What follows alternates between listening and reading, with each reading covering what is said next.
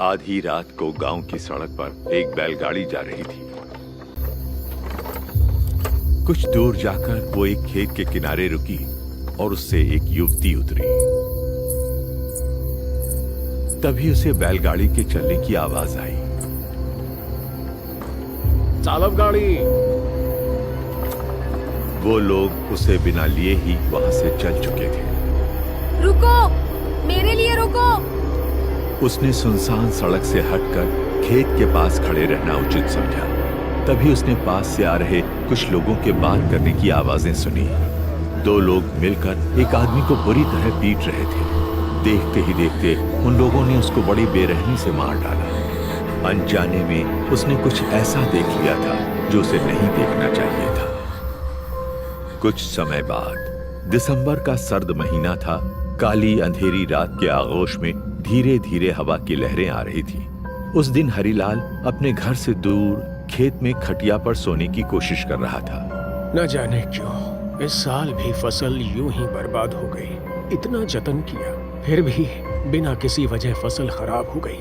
अगर यूं ही चलता रहा तो मैं बर्बाद हो जाऊंगा। अचानक खेत में बंधे हुए बैल जोर जोर से पैर पटक कर रंभाने लगे। अरे इन्हें क्या हुआ? अरे इन्हें कहीं सर्दी तो नहीं लग रही? जरा अलाव जला देता हूँ। और जैसे ही वो वापस मुड़े, अलाव के उजाले में उनकी नजर खाट पर पड़ी। उनके होश फाख्ता हो गए। एक युवती उनकी खाट पर बैठी बुरी तरह हाँफ रही थी। कौन हो तुम? खून। वहां मैंने एक आदमी का खून होते हुए देखा। मैं पेड़ के पीछे छुप के देखती रही और तभी उन्होंने उस आदमी पे चाकू से कई वार किए और मार डाला।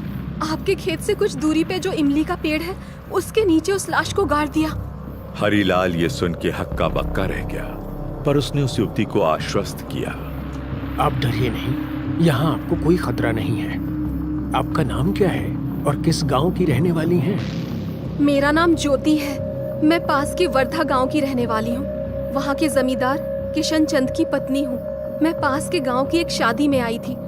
रास्ते में गाड़ी रुकवा के मैं लघु शंका को गई, पर वापस आके देखा कि वो मुझे छोड़ के ही चले गए हैं। पर वो लोग कौन थे? 3 लोग थे, जिसमें से एक लंगड़ा बैसाखी लेके चल रहा था, दूसरे को वो कल्लू बुला रहे थे और जिसका खून हुआ उसको विनोद बोल रहे थे। अरे वो तो बड़े खतरनाक लोग मालूम पड़ते हैं। कल सुबह मैं आपके साथ पुलिस स्टेशन चलूंगा। आप तब तक उस कुटिया में निश्चिंत होकर सो जाइए। मैं यहीं खाट पे से खेत की निगरानी करूंगा। बहुत रात हो गई थी।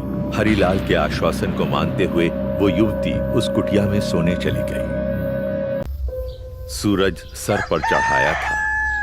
हरिलाल आंख मलते हुए उठा और कुटिया की ओर निकल पड़ा। बड़ी देर तक सोता रह गया, पर अंदर कोई नहीं था। आश्चर्य से इधर उधर देखा, पर उसे कोई नहीं मिला। कमाल है, आखिर वो औरत गई तो गई कहाँ? उसने बताया था कि कल कुछ लोगों ने एक आदमी को मारकर वहीं इमली के पेड़ के नीचे दफना दिया था। मुझे पुलिस में खबर करनी चाहिए। कुछ देर बाद वो इंस्पेक्टर विजय की केबिन में बैठा हुआ था। तो तुम ये कह रहे हो कि ज्योति नाम की औरत ने तुम्हें इस खून के बारे में बताया? जी साहब। कहाँ है वो? तुम्हारे साथ क्यों नहीं आई? मुझे नहीं पता साहब। सुबह जब मैं अपनी कुटिया में गया तो वो वहां से जा चुकी थी। ये कोई कहानी तो नहीं है जो तुम मुझे सुना रहे हो हरिलाल? हमारा वक्त बर्बाद किया तो परिणाम अच्छा नहीं होगा। हुजूर, मैं ठहरा गरीब सीधा सादा किसान, भला मैं ऐसी जुर्रत क्यों करूंगा? उस औरत ने बताया था कि मेरे खेत से कुछ दूर जो इमली का पेड़ है, वहीं लाश को दफनाया गया है। यही बताने में चला आया। अगर तुम्हारी बात सच है तो तुम बच जाओगे, वरना मैं तुम्हें जेल में डाल दूंगा। साठे, जहां ये बोल रहा है वहां जरा आदमी भेज के खुदाई शुरू करो। जी साहब।